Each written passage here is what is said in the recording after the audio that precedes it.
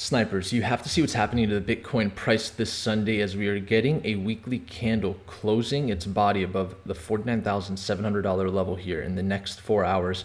We currently have price action at 50,449, and this is a huge win for the bulls that we didn't get last week because our weekly candle closed with the body below 49,700. So we are currently sandwiched below the 20-week moving average and the 50-week moving average, with the 20-week moving average showing confluence with this market structural resistance at 53,000.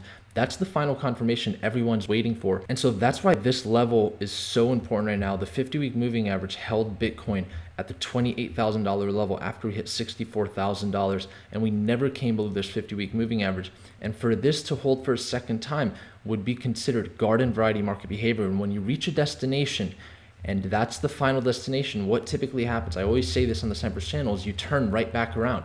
And we all know that when Bitcoin came below the 200-day moving average, we came right back around because we didn't see any price action get below this 200-day moving average. So could we say that the 200-day moving average and really that 50-week moving average, the $41,950 level, was the final destination for Bitcoin before it starts to see continued upside? That's certainly a very plausible scenario. And so this is an extremely important weekly candle that's about to open up fully above the $49,700 level. As long as we stay above 50,000, this new weekly candle is a bullish bias. Coming into this week, the S&P 500 has already recovered all of its losses from the DXY moving up. Why wouldn't Bitcoin do the same thing? Now, if we get below 49,700, I want to make this clear. 44,800 is on the table. We could test this level. It's a market structural support. It is below the 200-day moving average. And so if we come down to 44,800, in my opinion, if we don't see the volume here, 38,000 potentially comes on the table, because I don't think 41,950 will hold for a second time. So that's the downside. That's the bearish scenario. The S&P 500 has already moved back and recovered all of its losses. Why can't Bitcoin at least get back to its previous all-time highs and potentially test the $70,000 level? Did it really top out at 69,000 US dollars? That's the question we're going to get an answer to, I think, this week, just because this new weekly candle closing above 49,700 is a major win, and that gives us a bullish bias coming into this week. And so Bitcoin tested its 200-day moving average. It's a major support level. It even came and tested its market structural level with this wick.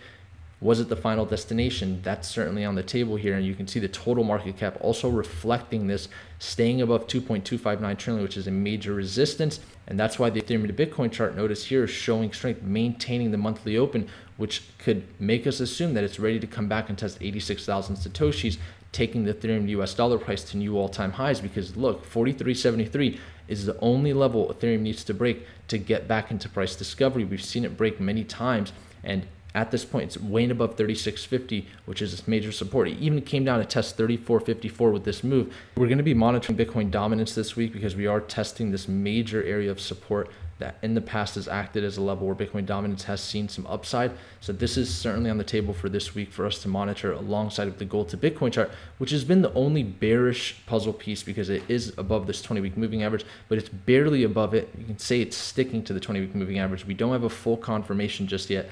And so this is something we want to monitor. If we get back below this 20-week moving average, that's another major confirmation for the bulls. And now all traditional market revolving pieces come into the favor of Bitcoin as long as S&P 500 maintains these highs, potentially going to open the week into new all-time highs. But the fact of the matter is we've recovered all of the losses in traditional markets.